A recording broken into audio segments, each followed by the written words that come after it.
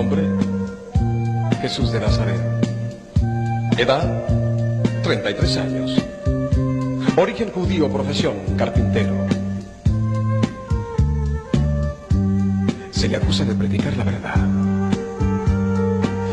de llamarse hijo de Dios y de enseñar a amar al prójimo como a sí mismo.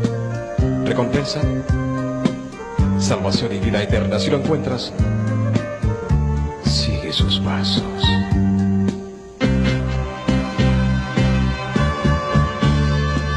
Cristo te ama en espíritu y verdad. Búscalo, búscalo y verás que al fin la paz encontrarás y todo cambiará. Cristo te ama en espíritu y verdad. Búscalo, búscalo y verás que al fin la paz encontrarás y todo cambiará. La gente no sabe a dónde va. Guíales, mi Señor. Muéstrales el camino, la verdad y el amor.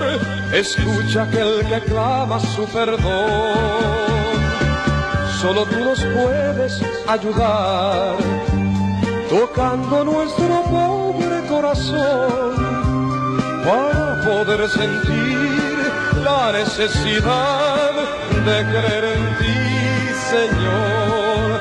Oh, oh, oh. Cristo te ama en espíritu y verdad.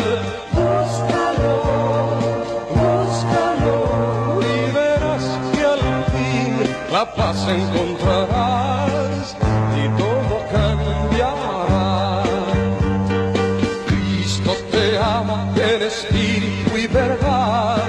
Búscalo, búscalo y verás que al fin la paz encontrarás y todo cambiará.